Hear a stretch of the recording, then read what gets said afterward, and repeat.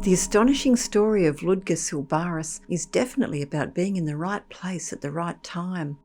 His bizarre bout of good luck resulted in his becoming a minor celebrity and living legend in his day. Louis-Auguste, or Ludger Sylbaris, was born in 1875 on the mountainous Caribbean island of Martinique. In 1902, the 27-year-old was working as a labourer in the tropical port city of Saint Pierre, then a sophisticated metropolis known as the Paris of the West Indies.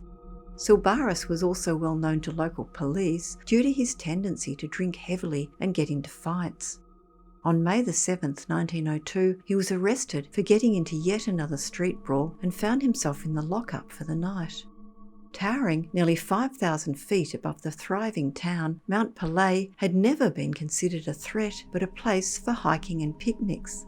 Since early April, there had been signs of small-scale volcanic activity such as a sulphurous vapour and harmless cinder showers which had not caused much concern. However, over the last week, strange things had been happening in the city which had seen ants, snakes and other native creatures descend upon the metropolis. When birds started landing covered in ash and dead fish were found floating in the water, Pelée's fumes suddenly became visible as a small eruption of lava wiped out a sugar processing plant. The authorities continued to reassure locals that there was nothing to worry about. As modern volcanology did not exist then, no one knew what to expect.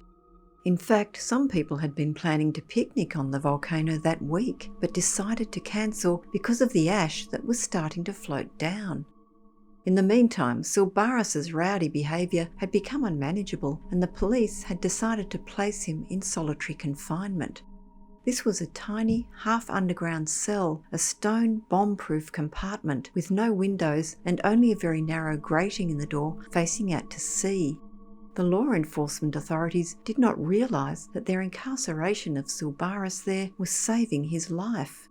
The grim dungeon was the single most protected building in the entire city. At 7:52 a.m. on the morning of May the 8th, the upper mountainside of Mount Pelée ripped open, spewing dense black clouds and then a massive mushroom plume of ash and rocks which blackened the sky for 50 miles around. As Mount Pelée exploded, a cloud of superheated volcanic gas and dust rolled out of its core at hundreds of miles per hour, destroying everything in the surrounding 8-mile radius. In less than a minute, the pressure wave of 1,075 degrees had flattened every building within the city of Saint Pierre. Anyone unfortunate enough to be in its path was instantly incinerated. Tragically, just before the volcano erupted, thousands of people had travelled from the countryside into the city to seek refuge.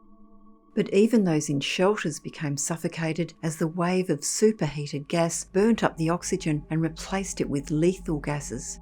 People's lungs were burnt from the inside by taking even just one single breath. Nearly all 30,000 to 40,000 residents of the island instantly perished, and the city blazed with raging fires for days afterwards. Sylbaris could not have been more lucky. 4 days after the massive blast, a rescue team heard his cries coming from the rubble of the prison, and he was found. Despite being in the safest place on the whole island, he was horrifically burned. The air in his cell had flash heated to over 1,000 degrees, with hot air mixed with fine ashes entering the space through the slit in the door. Sylbaris was able to provide an account of the event, describing the light coming through the gap as suddenly growing dark, followed by the superheated ash flying in. Very cleverly, he had urinated on his clothes and stuffed them into the door slit, thus avoiding breathing in the searing hot air and his clothes igniting. But this didn't stop the heat, which burnt and blistered his skin and caused him to collapse unconscious. The big difference between Sylbaris and the other disaster victims was that he woke up. His story was so miraculous that he received a pardon for his crimes and went on to become a minor celebrity.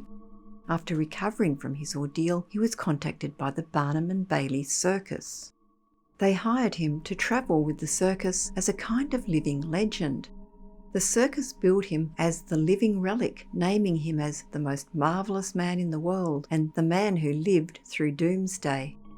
Sylbaris would talk to audiences about his grueling experience before revealing his multiple scars to the stunned crowd.